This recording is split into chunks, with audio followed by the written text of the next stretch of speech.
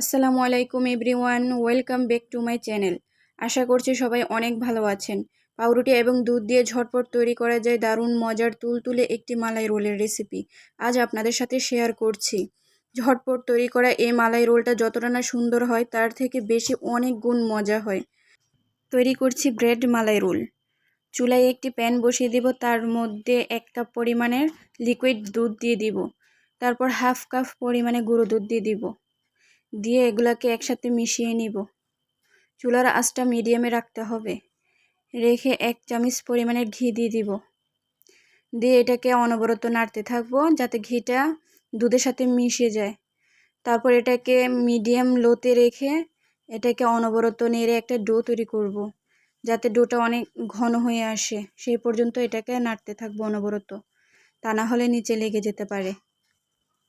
আমি আস্তে আস্তে এটাকে একটু সময় নিয়ে এটাকে অনবরত নেড়ে নিব। নেড়ে এটাকে একটা ডো তৈরি করব। এই যে দেখেন আমার এটা একটু ঘন হয়ে আসছে। তারপর এটাকে আমি একটা বাটিতে নামিয়ে নিব।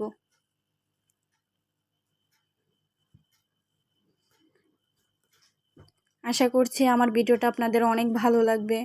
যদি আমার ভিডিওটা আপনাদের ভালো লেগে থাকে তাহলে অবশ্যই আমার চ্যানেলটা সাবস্ক্রাইব করে দিবেন, অবশ্যই লাইক করে দিবেন, শেয়ার করে দিবেন আমার ভিডিওটা। তারপর কিছুটা পরিমাণে লিকুইড দুধের সাথে আমি 2 চামচ পরিমাণে কাস্টার্ড পাউডার মিশিয়ে নিব। অবশ্যই ঠান্ডা দুধের সাথে কাস্টার্ড পাউডারটা মেশাতে হবে। তারপর আমি আবার চুলায় চলে গেলাম। হাফ লিটার দুধের সাথে আমি হাফ কাপ চিনি অ্যাড করলাম। তারপর চুলার আঁচটা মিডিয়ামে রেখে তারপর স্বাদ মতো কিছুটা লবণ দিলাম। যারা লবণ খেতে পছন্দ করে মিষ্টির সাথে তারা অবশ্যই দিবেন, আর যারা না পছন্দ করেন তারা স্কিপ করতে পারেন। কাস্টার্ড পাউডার যেটা মিশিয়ে রেখেছিলাম সেটা আস্তে আস্তে করে দুধের সাথে অ্যাড করে দিব। অবশ্যই চুলার আঁচটা যেন মিডিয়াম লোতে থাকে। তারপর এটাকে আস্তে আস্তে অনবরত নাড়তে থাকবো যতক্ষণ পর্যন্ত না এটা ঘন হয়ে আসছে। তারপর এটাকে আমি আস্তে আস্তে অনবরত নাড়বো, তা না হলে নিচে লেগে যেতে পারে না নাড়লে। তারপর একটি পাউরুটি নিব, ছুরির সাহায্যে পাউরুটির সাইডগুলো কেটে ফেলবো। তারপর বেলন দিয়ে এটাকে বেলে নিব। একটা বেলনের সাহায্যে এটাকে বেলে নিব।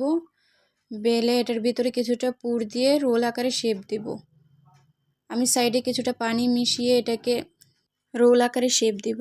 তারপর একটা বাটিতে তুলে রাখবো। এভাবে করে আমি সবগুলো রোল তৈরি করে নেব। তারপর এটার ভিতরে পুর দিয়ে এটাকে রোল আকারে শেপ করে নেব। তারপর বাটিতে তুলে নেব। এভাবে আমি সবগুলো রোলই পারফেক্টলি তৈরি করে ফেলবো। আশা করছি আমার ভিডিওটা আপনাদের কাছে ভালো লেগেছে। আমার ভিডিওটা যদি আপনাদের কাছে ভালো লাগে অবশ্যই কমেন্ট করে বলে যাবেন। তারপর আমি আগে থেকে যে মালাইটা তৈরি করে রেখেছিলাম সেটা ব্রেডের উপরে দিয়ে দিব, রোলগুলোর উপরে দিয়ে দিব। তারপরে এটার উপরে আমি কিছুটা পরিমাণে পেস্তা বাদাম, তারপর কিছুটা পরিমাণে কাঠবাদাম দিয়ে এটা পরিবেশন করব। দেখেন এটা কতটা না সুন্দর হয়েছে, আর এটা খেতে যে কতটা মজা হবে।